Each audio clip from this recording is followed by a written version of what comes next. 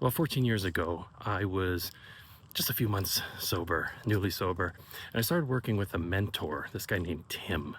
And I'll never forget Tim. I mean, he saved my life like in so many ways. Tim couldn't have been any different than me. He was this big, hulking guy. He looked intimidating, looked like a biker. He wasn't, but he was a bouncer. He had done time and he had seen things. For sure, he had seen things. Now, Tim had presence, he had charm, he had charisma, just magnetic in so many ways for so many people. We'd be walking down the streets, and when you're early in recovery, you're doing a lot of walking because you are going to meetings, you're meeting with people for coffee, you're basically reintegrating yourself into society.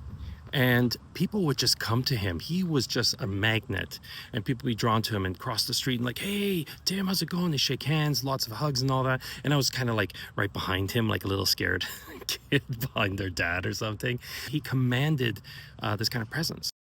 And he was a very loving and kind and beautiful man. I got to know him a little bit. And this is what I wanted to share. Because I was so new and trying to figure out who I was, I thought I have to be like him, like to be, successful or seen or whatever it is. And so I tried for about a week and a half. I tried to be like him. I tried to be this gregarious and, "Hey, how's it going?" Like, I tried to do all the things that he did. And I failed miserably. It was awful. And actually, him and I talked about it. I confessed that, like, "Tim, I was trying to be like you. I sucked. It was awful." And I was beating myself up over it.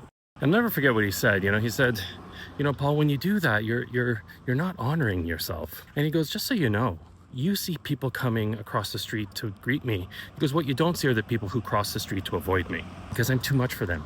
I might remind them of someone they dislike. I'm too big a personality for them. I'm intimidating. I'm not for everyone. Paul, I see you after the meetings. I see who comes to you." And he goes, "Those aren't the people that come to me at all. I'm not their person, and you are, but you need to be you to attract them and to draw them, because you might be that one person that helps them get through this day." And so that idea of me, like, connecting to so many people and being a safe place and all that, I was able later to do what he did, but in my way. So I had a blog on recovery. I had podcasts about recovery. I wrote a book on recovery. And so I did it in a different way. Yes, I worked in person with people after that, but I just did it my way. But at the core, you are who you are. And so the greatest gift that Tim gave me in all our time together was he was a mirror and allowed my light to reflect back to me. And hopefully that's something that we can do more for one another.